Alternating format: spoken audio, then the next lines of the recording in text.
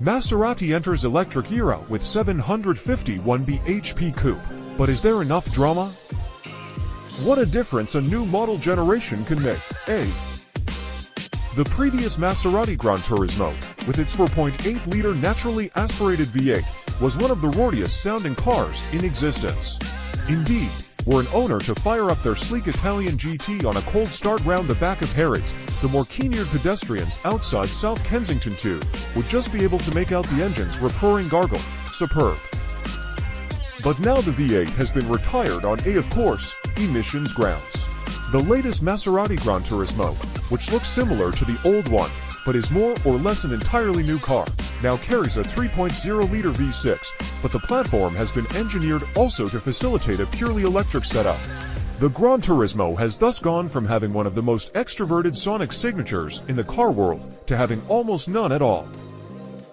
We're nonetheless keen and curious to road test the GranTurismo Folgore, as the electric version is known. As we'll soon discover, Maserati's approach to building a Super Eve is different from what already exists out there. There's also no shortage of speed, and this car remains unusually easy on the eye. Might, in some ways, a clinical, refined and hugely effectively electric powertrain actually suit the urbane GranTurismo rather well. Time to find out what the first electric Maserati is really like in the UK. Design and styling. All variants, petrol or electric, are made at Maserati's Modena plant and are also equipped with four-wheel drive, another first for the GranTurismo. Purists might not like that, but in the case of the Folgore, a driven front axle seems sensible in light of an output of 751 bhp. Were you to strip away the sleek bodywork, you'd find 3.402 bhp electric motors from Marelli's plant in Bari, Italy, with two of them on the rear axle. They spin to 17,600 revolutions per minute and give the Folgore an installed power output of 1206 bhp, but because of the limitations of the NMC battery pack, only 751 bhp can be generated at any given moment. The motors are notable in using Formula E-derived silicon carbide inverters, which are lighter and have a greater power density than traditional silicon inverters. The car's 800 volts battery, which has a total capacity of 92.5 kilowatt-hours, but usable capacity of only 83 kilowatt-hours, is made at the Mirafiori battery hub in Turin. And it doesn't follow convention in being spread out flat along the floor pan. Instead, it is shaped to fill the space that, in ICE GranTurismos, would be occupied by the engine, gearbox, and propshaft, with a cruciform just ahead of the rear axle.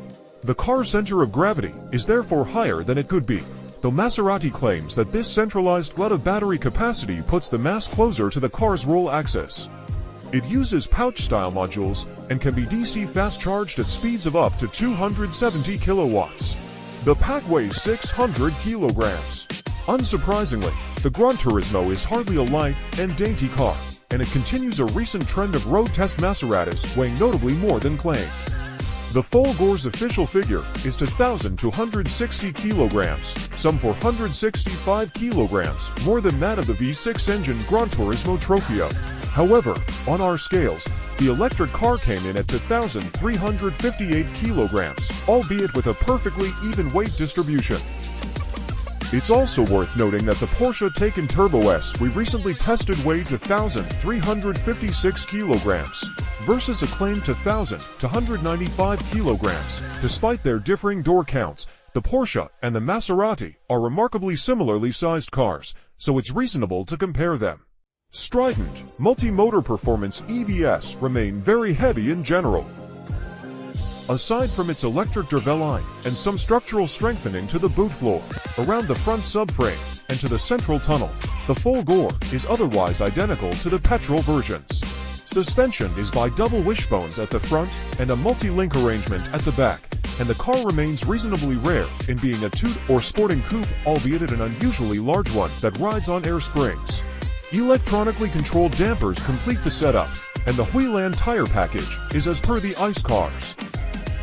Interior. The cabin of the Folgore is largely identical to that of the petrol car, so we won't repeat ourselves too much here. In short, there's a good mix of finishes, and the general atmosphere is suitably opulent and relaxing, something enhanced by our test car's breezily slick-to-tone upholstery. The Folgore is also notable for having a fine driving position, aided by the fact that there is no battery capacity directly underneath the front seats. With the car's generous wheelbase, the back seats are also usable, if not for larger adults over longer journeys, then certainly for short stints and teenagers. Less impressive is boot space, which at 270 liters trails that of the Taken by some margin. EVE-specific elements are limited to the vast aluminium paddles, which no longer change gear, but vary the level of regenerative braking, and appreciable for 100 kilowatts and up 0.65 grams is available on the fly. And the sharp graphics inside the 12.3-inch central touchscreen and the 12.2 inches digital instrument binnacle. There is some latency in the software, and the menu structure takes some getting used to, but Android Auto and Apple CarPlay are standard and work mostly seamlessly.